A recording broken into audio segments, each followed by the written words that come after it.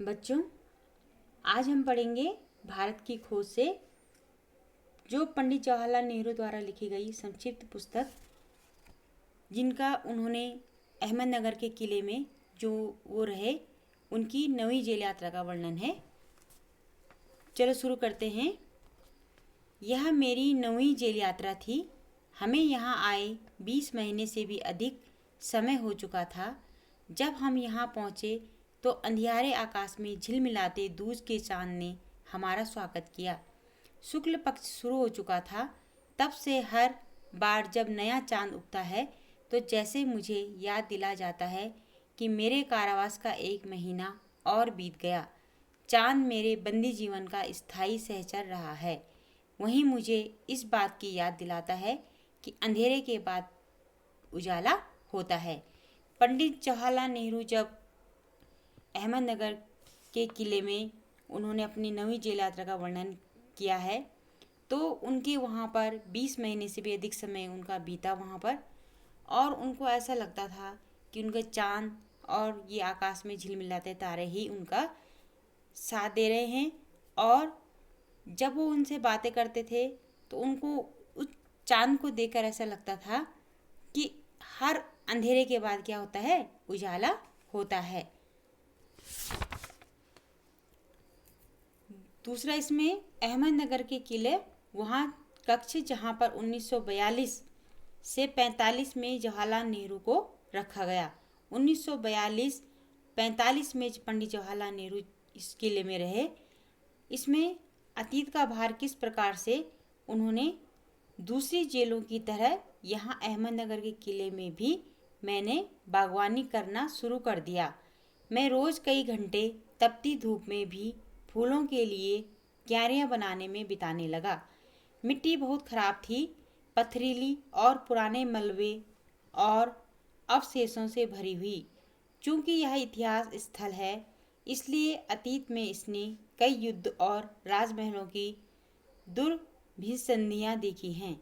यहाँ का इतिहास बहुत पुराना नहीं है। घटनाओं की दृष्टि से इसकी कोई विशेष अहमियत भी नहीं है, पर इससे जुड़ी एक घटना आज भी याद की जाती है। यह घटना है चांद बीबी नाम की एक सुंदर महिला के साहस की कहानी, जिसने इस किले की रक्षा के लिए अकबर की शाही सेना के विरुद्ध हाथ में तलवार उठाकर अपनी सेना का नेतृत्व किया। पर अंत में उसकी हत्या उसके अपने ही एक आदमी के हाथों हुई। इसमें जो दूसरी जेल यात्रा जो यहाँ पर अहमदनगर के किले में जब पंडित जवाहरलाल नेहरू जी वहाँ पर रहे, तो उन्होंने वहाँ पर अपना समय, अधिकतर समय उन्होंने जो वहाँ पर बागवानी थी, फूलों की क्यारियाँ थी, उनमें काम करना शुरू करा। तपती धूप में, बहुत तेज़ धूप में भी वो उन क्यारियों में काम करते थे और उन्हें अपने समय का पता नहीं लगता था। जो मिट्टी बहुत उसमें ख़राब होती थी, पथरीली होती थी, पुराने मलबे जो अवशेष उसमें भरे हुए पड़े हुए थे, उनके इतिहास, वो उनकी इतिहास स्थल था। इसलिए अतीत में उन्होंने कई युद्ध और राजमहलों की जो उनकी कहानियाँ हैं, उनको उसमें देखा। घटनाओं की दृष्टि उन्हें बहुत अहमियत नहीं थी, पर इस घटना से जुड़ी हुई कई बातें उनको याद जरूर दिलाती थी। जैसे चांद बीबी के नाम की एक सुंदर महिला जब अपने साहस की कहानी उसने उस समय जो अकबर शाही सेना के विरुद्ध उन्हें हाथ में उसने तलवार ली और उसका साथ उसके युद्ध हुआ, तो अंत में उसकी हत्या अपने ही एक आदमी, जो उसके अपने ही एक सैनिक था, उसने किया। खुदाई के दौरान हमें ज़मीन की सतह के बहुत नीचे दबे हुए प्राचीन दीवारों के हिस्से और कुछ गुंबदों और इमारतों के ऊपरी हिस्से मिले। हम बहुत दूर नहीं जा सके, क्योंकि न तो अधिकारियों से इसकी मंजूरी मिली और न ही हमारे पास इस काम को जारी रखने के साधन थे।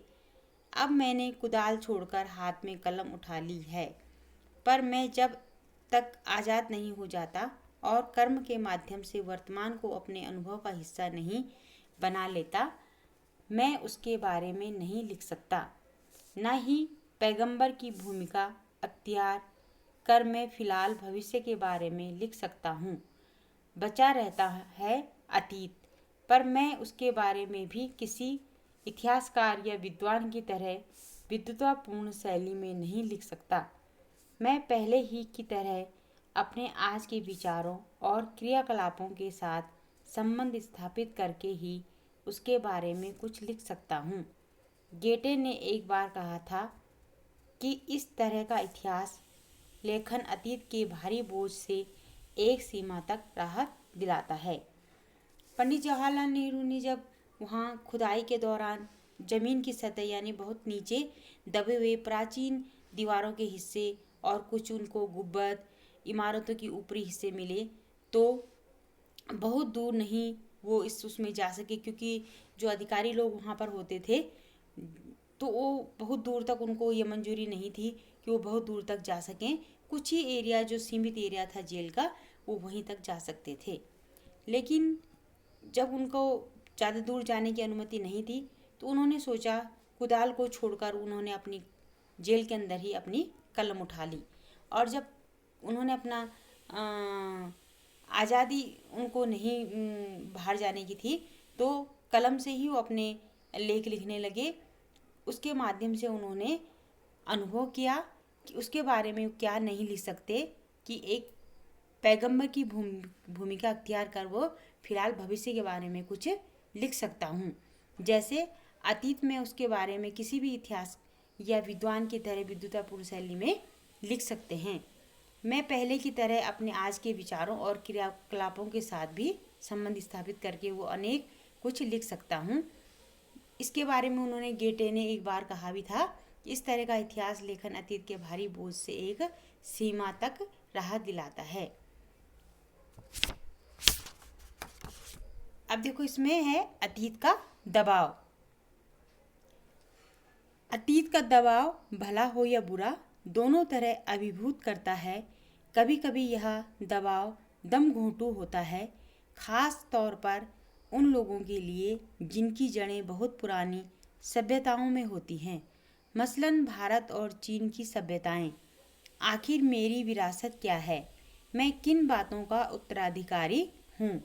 क्या उन सब का जिसे मानवता ने दसियों हजारों साल के दौरान हासिल किया, उसकी विजयों के उल्लास का, उसकी पराजयों की दुखद यंत्रणा का, मानव के उन हैरत अंगेज साहसिक कार्यों का जिनकी शुरुआत युगों पहले हुई और जो अब भी जारी है और हमें आकर्षित करती है, मैं इस सब का वारिस हूँ। साथ ही उस सब का भी जिसमें पूरी मानव जाति की साझेदारी है। हम भारतवासियों की विरासत में एक खास बात है जो अनोखी नहीं है, क्योंकि कोई व्यक्ति औरों से एकदम अलग नहीं होता। अलबत्ता एक बात हम लोगों पर विशेष रूप से लागू होती है, जो हमारे रक्त, मांस और अस्थियों में समाई है।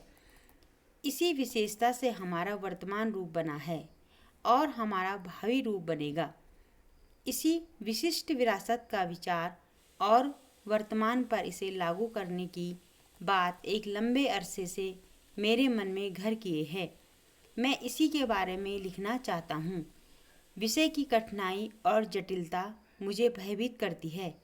मुझे लगता है कि मैं सतही तौर पर इसका स्पर्श ही कर सकता हूँ।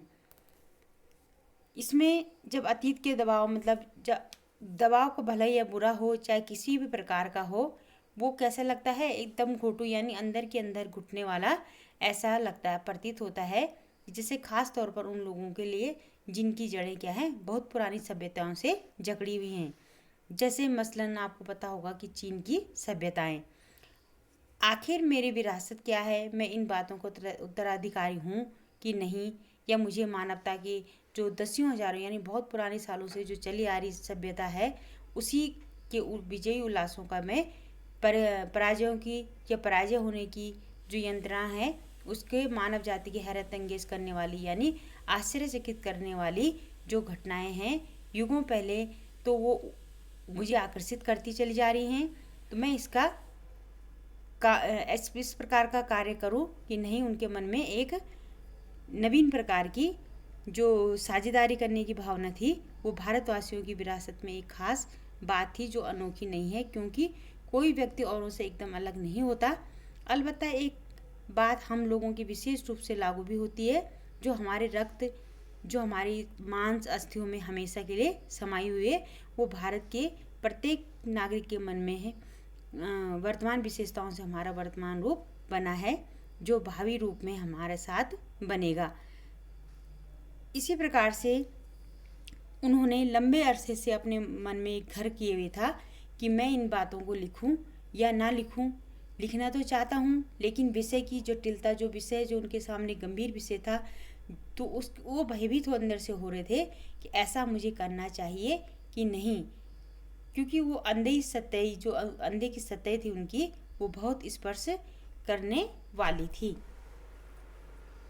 इस पाठ का आप सारांश लिखेंगे और एक क्वेश्चन आपने करना है, अहमदनगर का किला पाठ कब, कहाँ और किसके द्वारा लिखा गया। धन्यवाद।